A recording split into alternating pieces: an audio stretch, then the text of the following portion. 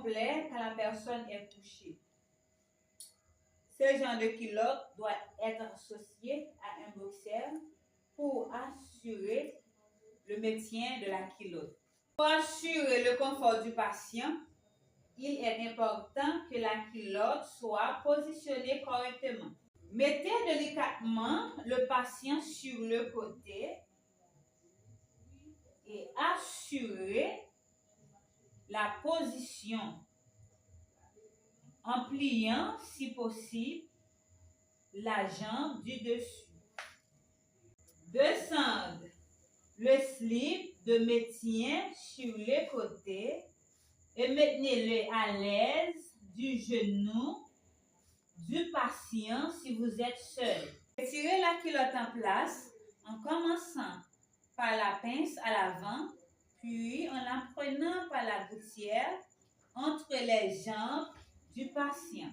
Il faut la retirer délicatement avant de la rejeter dans le sachet préalablement préparé. Pour mettre la nouvelle culotte, il faut faire avant une toilette à la personne. Ensuite, préparer la nouvelle culotte. Pour préparer la culotte, il faut déplier la culotte et la donner une forme de gouttière de toute la longueur.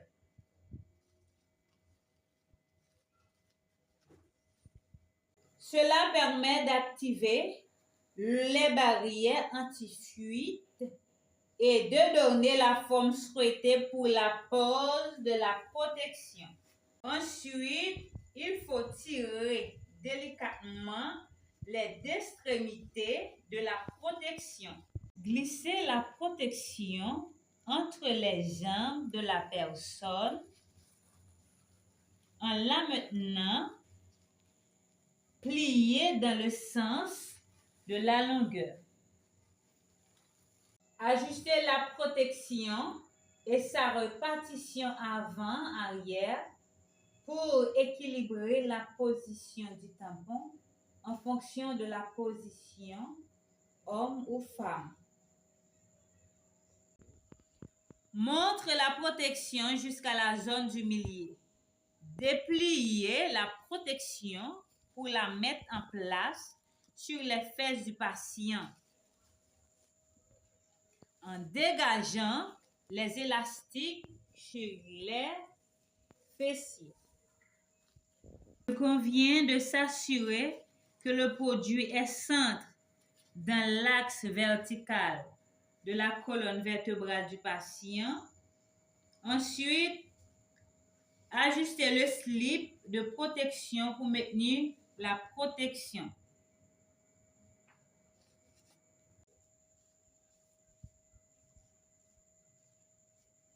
Il ne faut pas monter le slip de protection trop haut parce que ça risque de blesser la peau du patient. Avec les élastiques, remettre le patient sur le dos.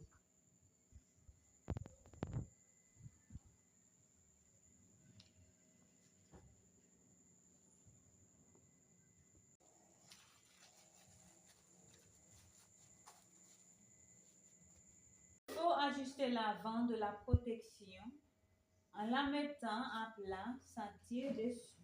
Assurez-vous que la peau de la zone externe sont bien à l'extérieur de la protection pour éviter tout risque de fuite.